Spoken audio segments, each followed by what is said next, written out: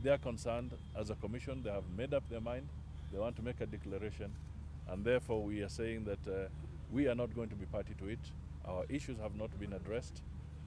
So as NASA, we shall not raised have not been adequately addressed. So basically it was like a PR exercise that we were going through in the afternoon when the commission was saying, tell us what your concerns are, some of which we put in writing even then and submitted to them. But they have not responded to them. They are saying we shall get a response after.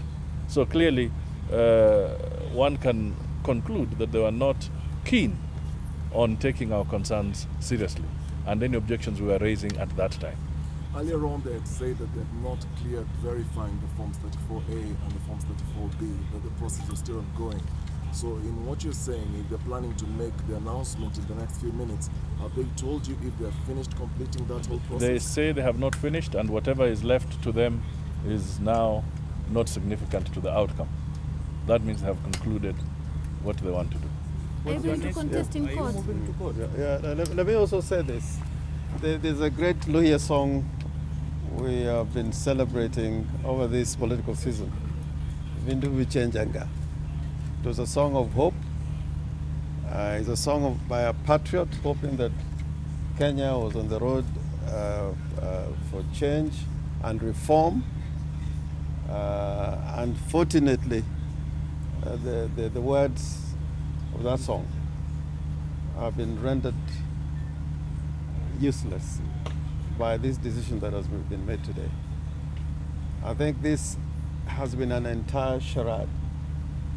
This is a disaster. You do not just hold an election for the sake of it. And the election is not about announcing winners and losers. Elections is a process, is about participation, is about exercise of political rights, is about the right of the minority and of the individual being elevated to equal the right of even of the majority. Our constitution is not a majoritarian constitution. It's a constitution that emphasizes on individual rights, that the right of every Kenyan counts.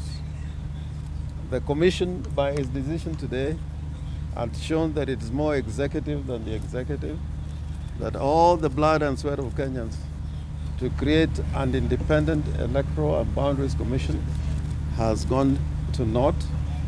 That struggle took so many people to jail, to detention. Some were killed in order to have this constitution. And those upon which the duty rests to make that promise and struggle a reality have betrayed it. And this commission has shown that is an arm of the executive by the decision it is made today. And the reason why I'm saying it is an arm of the executive, it looks like the president, the deputy president, and the entire government machinery, they knew all along what the commission was going to do. Indeed, when the deputy president left here and went to the Kenyatta International Conference Center, the stage had been set, and I think the judgment now is out there in the court of public opinion. We've been made to understand that. I am still speaking, sir. And I can tell you, Kenyans always rise up. The resilience of Kenyans to deal with impunity, to deal with the violation of their rights. Every time those rights have been trampled upon, they've always risen up. Unlike those who profit on people's blood and sweat, we know that the current government, the people who constitute this government, have nothing to show about bringing this new constitutional order, and yet they are prepared to violate it without thinking about the consequences. And therefore, this is a matter in which we cannot say Kenya is greater than any one of us, because Kenya is greater if we can take care of every one of us. I believe in the Bible when they say, leave the flock to look for one lost sheep, or to take care of my neighbor and my brother. And therefore, I would urge the Kenyan people to judge the decision of this commission in the context of the constitution that belongs to the people and not to any individual. And the charade that it was is exemplified by the fact that when we came here, we were given an audience, we put our case, we wrote a letter so that it is on writing, and everything that we said in totality showed that there were serious issues to be considered by this commission, and they have elected not to. The other thing that I must say, that in elections it's always good to vet the observers, the missions themselves. And I'm calling upon the African Union, the European Union, and even the Commonwealth, that whenever they send observers here, that they should vet them to determine whether they have a relationship with the leadership or governments to which they have been sent for purposes of the elections. Because you can see an orchestration by the observers which largely serve the interests of the government. And the leader of the Commonwealth delegation, former president of Ghana, he should have been vetted because he's got a relationship. He is not happy that our candidate has a relationship with the current president of Ghana. President Thabo Mbeki is a great patriot, I admit, of South Africa. But I think he should have been vetted. The AU should have determined whether he was the right person to come here. And the same goes to John Kerry. I mean, these characters, when we hear their names, they look like they're from heaven. But they also have a history which needs to look at. So one of the greatest disappointments that we had are with this delegation.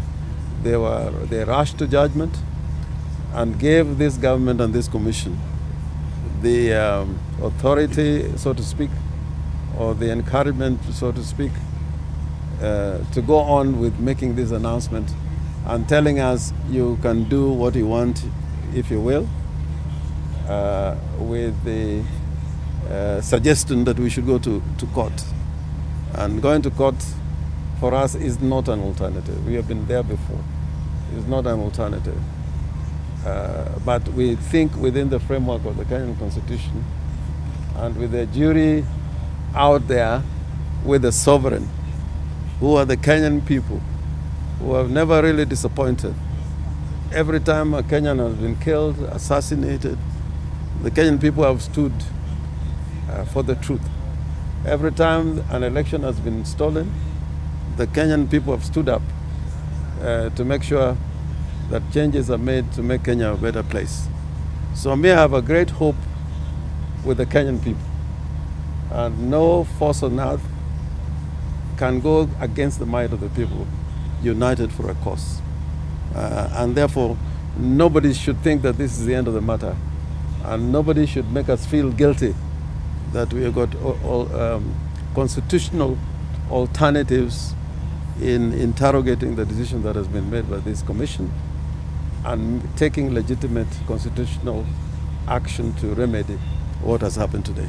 But it's a great tragedy. What's your next move if the court is not an option in this case? I think we've said enough.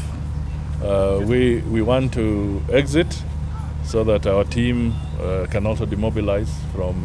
Did they address the issue of the polling stations? No. And the 11,000? They have not addressed any of those things. They are saying we will get their response after. So clearly, they had no intention of communicating. So, ladies and gentlemen, we shall not say anything else. We dissolve our gathering here. and we move on. For the record, we have walked out in Yes, protest. so we are not going to be party to the operations there. From there, not from here.